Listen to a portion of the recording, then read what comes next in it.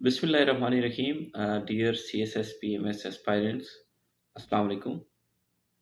CSS PMS की lecture series के English एसे की प्लेलिस्ट के अंदर आपको खुशामदीद।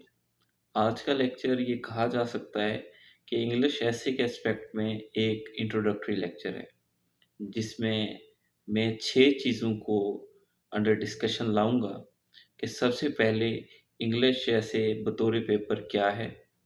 दूसरा कि इंग्लिश एसे के अंदर फेलियर रेशो क्या है? नंबर 3 कि लोग इंग्लिश एसे के इस पेपर के अंदर क्यों फेल हो जाते हैं? नंबर 4 मैं आपको ये बताऊँगा कि हम आपको इस लेक्चर सीरीज़ के अंदर इस यूट्यूब चैनल के ऊपर इंग्लिश एसे के लिए क्या-क्या प्रोवाइड करने जा रहे हैं। नंबर 5 कि इंग्लिश एसे के बेसिक प्रोटोकॉल्स क्या हैं? हम एक ओवरव्यू में डिस्कस करेंगे कि इसके क्या प्रोटोकॉल्स हैं।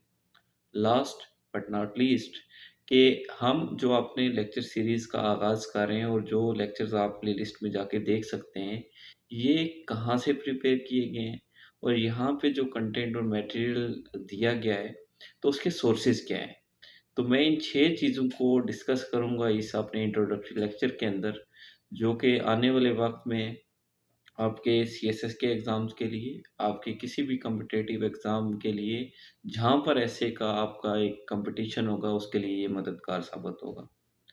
सबसे पहली बात कि इंग्लिश एसे क्या है? इंग्लिश एसे डियर एस्पायरेंट्स एग्ज़ाम के अंदर 2500 अल्फ़ाज़ का एक ऐसा मज़मून है जो कि एग्ज़ामिनर पेपर के अंदर देता है और उसमें वहाँ पे वो स्टूडेंट से ये डिमांड करता है कि आउट ऑफ 10 9 और 10 टॉपिक्स एक स्टूडेंट 2500 अल्फाज पे मुश्तमिल एक मजमून लिखे। इन पास्ट ये एक प्रैक्टिस रही एग्जामिनर की कि वो डायरेक्टली टॉपिक स्टूडेंट को दे देते थे, जैसे टेररिज्म एंड काउंटर टेररिज्म, जैसे वीमेन एम्पावरमेंट, जैसे रोल ऑफ वीमेन इन इस्लाम, जैसे इस्लामोफोबिया, जैसे education in Pakistan. But in the recent past ये देखने में आया है कि एग्जामिनर ने पेपर बनाते हुए अपनी अप्रोच बदली है और अब वो एक सरसरी टॉपिक देने के बजाय एक स्टेटमेंट देता है, जहाँ से स्टूडेंट को ये देखना पड़ता है कि उस स्टेटमेंट से ये अंदाज़ा लगाना पड़ता है कि इसका मरकज़ी ख़्याल क्या है और वो यानी एग्जामिनर उससे क्या डिमांड कर रहा है। So it can be said कि एग्जामिनर एक स्टेटमेंट की अप्रोच से एक कंसेप्चुअल अप्रोच की जानिब आ चुका है। तो ये 2500 अल्फाज का एक ऐसे होता है जो कि एग्जामिनर स्टूडेंट से एक्सपेक्ट करता है कि वो लिखे, जिसमें फुल ऑफ नॉलेज, जिसमें नॉलेज हो, जिसमें ग्रामेटिकली मिस्टेक्स ना हो और जिसमें वोकैबुलरी का अंदाज़ा हो सके कि स्टूडेंट की वोकैबुलरी क्या है और इंग्लिश राइटिंग स्किल क्या है। और ये एक सबसे एक इम्पोर्टेंट ऐसे पेपर के तौर पे देखा जा सकता है। दूसरी बात ये कि आमतौर पे ये सुनने में आता है कि बहुत से लोग इस एग्ज़ाम के अंदर फ़ेल हो जाते हैं। तो आइए इस बात का अंदाज़ा लगाते हैं कि सीएसएस के अंदर इंग्लिश एसे का फेलियर रेशो क्या है। रिसेंटली कुछ स्टैट्स मेरी नज़रों से गुज़रे। 2020, 21, 22 के स्टैट्स देखें तो 49,500 स्टूडेंट्स एग्ज़ाम में अपीयर होता है और ये बात आपके लिए हैरानगी का बायस होगी कि out of this 49,500 peoples aspirants, 45,800 aspirants सिर्फ इस सब्जेक्ट इंग्लिश ऐसे के अंदर फेल होता है। तो इस बात से आप ये अंदाज़ा लगाएं कि सीएसएस के अंदर इंग्लिश ऐसे के पेपर के अंदर फेलियर रेशो क्या है। अब अगला सवाल कि इतना मेजर जो प्रोपोर्शन है फेलियर का, वो क्यों है? क्यों लोग फेल हो जाते हैं? इसकी one of the major reason lack of practice. हमारे लोग पढ़ते हैं, हम पढ़ते हैं, एस्पायरेंट्स पढ़ते हैं, बहुत अच्छा पढ़ते हैं, अच्छे जर्नल्स पढ़ते हैं, आर्टिकल्स पढ़ते हैं, ग्रामर पे वर्क करते हैं, लेकिन लिखते नहीं हैं। लिखने की प्रैक्टिस उन्हें फेलियर की तरफ ले जाती है। दूसरी one of the major reason कि अगर एग्ज़ामिनर ने कोई एक टॉपिक दिया है, अ, उसके ऊपर जो एस्पायरेंट है उसकी नॉलेज उसके पास नहीं होता, उसके पास इतना मटेरियल नहीं होता कि वो अपनी राइट-अप के अंदर चीज़ों को रिलेट करके उनको एक 2000 से 2500 के अच्छे मज़मून में शेप कर सके। तीसरी अ, जो मेरे नज़दीक फेलियर की एक रीज़न है, वो है स्मार्टनेस। बहुत से स्टूडेंट्स अ, एसे के अंदर स्मार्टनेस करते हैं और स्मार्टनेस क्या है कि स्टूडेंट्स एक कैची वर्ड्स लिख देते हैं, मुश्किल अल्फाज का इस्तेमाल करते हैं जिससे वो ये सोचते हैं कि एग्जामिनर शायद उनसे इम्प्रेस होगा।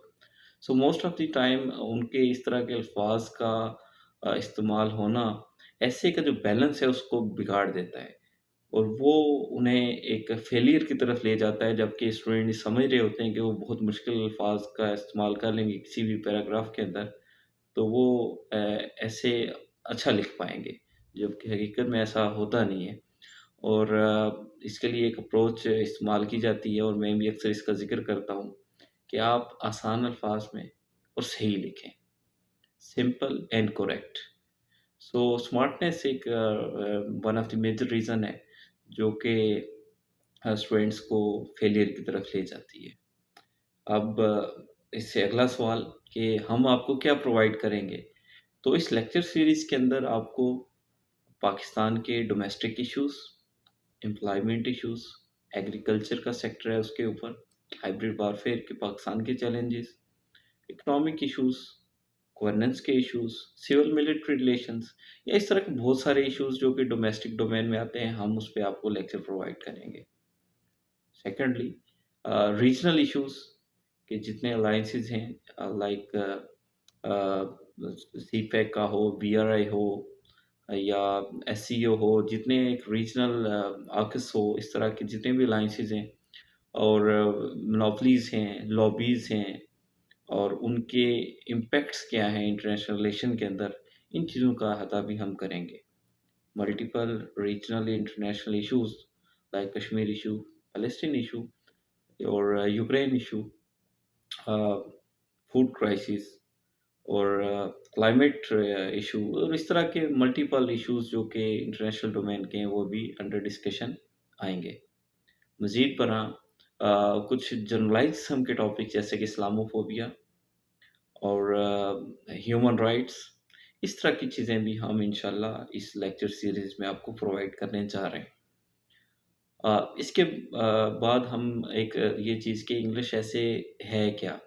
उसके बेसिक प्रोटोकॉल्स क्या हैं? तो इस पे भी एक कॉम्प्रिहेंसिव वीडियो आपके लिए मुहैया होगी और आप इस प्लेलिस्ट में जाके देख सकते हैं कि इंग्लिश ऐसे के बेसिक प्रोटोकॉल्स क्या हैं? आउटलाइन क्या है? बॉडी क्या है, इंट्रोडक्शन क्या है, एक पैराग्राफ को कैसे लिंक करना है अगले पैराग्राफ के साथ, एक कंटिन्यूटी कैसे रखनी है और एक कंक्लूजन कैसे उसको बिल्ड करना है, क्या आप और थीसिस स्टेटमेंट क्या है। तो ये बेसिक 6-7 चीज़ें हैं जिसको हम अंडर डिस्कशन अपनी इस प्लेलिस्ट के अंदर लाएँगे और आप यूट्यूब की इस लेक्चर सीरीज़ के अंदर जाकर देख सकते हैं। आखिरी बात कि हम जो ये लेक्चर सीरीज़ आप तक लेके आ रहे हैं और मल्टीपल टॉपिक्स जो मैंने आपसे डिस्कस किए, इनके लिए स्टैट्स, इनका मवाद, इनका सोर्स हमारा क्या है? तो we will follow the multiple international and regional और पाकिस्तान के इंस्टीट्यूट्स को उठाएँगे, उनके जर्नल्स को उठाएँगे कि जो कि स्पेसिफिक टॉपिक्स के ऊपर काम करते हैं और वहाँ से मटेरियल उठा के हम अपने लेक्चर प्रिपेयर कर रहे हैं और आप तक पहुँचाएँगे।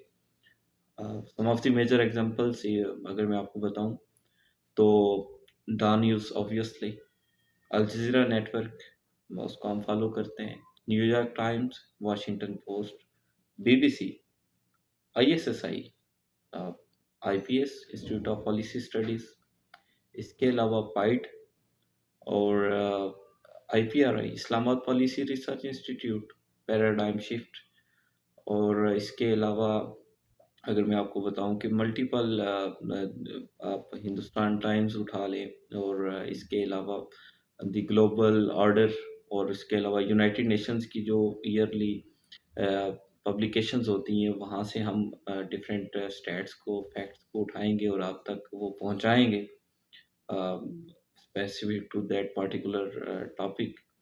और इसके अलावा जो मुख्तलिफ इन्वेस्टर्स हैं उनकी जो उनके जो राइटअप्स हैं, उनकी जो रिसर्च हैं और उनके जो पब्लिकेशंस हैं, उनको बतौर रेफरेंस और बतौर सोर्स हम अपने लेक्चर सीरीज़ में उसको उसका हिस्सा बनाएंगे।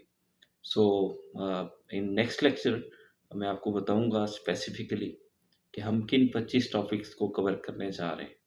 सो नेक्स्ट लेक्चर में आप जाकर देख सकेंगे कि हम किन 25 टॉपिक्स के ऊपर वन बाय वन एक कम्प्रिहेंसिव वीडियो बनाएंगे। और अगर आप उन वीडियोस को देख लेते हैं तो आपके पास इतना मवाद आ जाएगा कि अगर आप उसको देखने के बाद उस टॉपिक के ऊपर पढ़ते हैं तो आपकी अंडरस्टैंडिंग बहुत अच्छी हो जाएगी और आप एक अच्छा मजमून इस तरह से लिख सकेंगे कि CSS के इस टफ एग्ज़ाम के अंदर कामयाबी आपका कदम चूमेगी।